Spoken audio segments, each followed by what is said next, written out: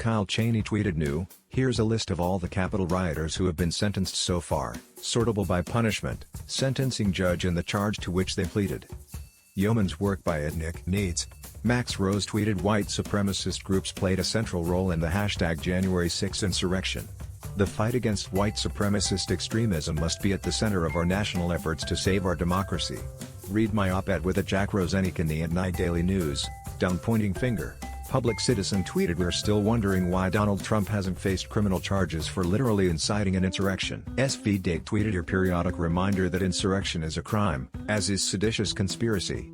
Both punishable by years in federal prison." Matt Walsh tweeted, "To commemorate the holy anniversary of the January 6 insurrection, my family will sit in a circle, fully masked, and weep for 2 hours. Then we will take turns reciting our favorite Amanda Gorman passages. Finally, of course, we will sacrifice a goat to our George Floyd idol." Seth Abramson tweeted, "We're 48 hours away from the 1-year anniversary of January 6, and I'm still wondering when mainstream media is going to realize en masse that the Insurrection Eve war room at Trump International Hotel was even larger than the war room at the Willard Hotel." Olivia of Troy tweeted, "Looks like former President Trump got the memo that holding a press conference on January 6, the 1-year anniversary of the insurrection he incited, is a bad idea. It's hard to live down those 187 minutes of inaction and silence.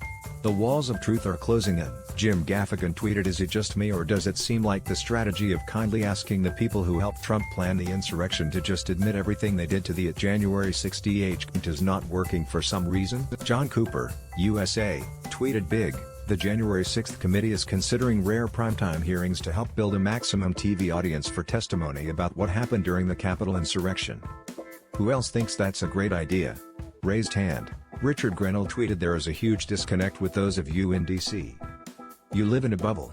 The rest of America doesn't believe J6 was an insurrection, thinks IDs to vote is a no-brainer, thinks schools should be open, the border should be closed and that Joe Biden is physically unstable." Occupy Democrats tweeted, "Breaking, January 6 committee Jamie Raskin says Sean Hannity is a figure of interest because he's a fact witness to the planning of an attempted coup and the organizing for the insurrection.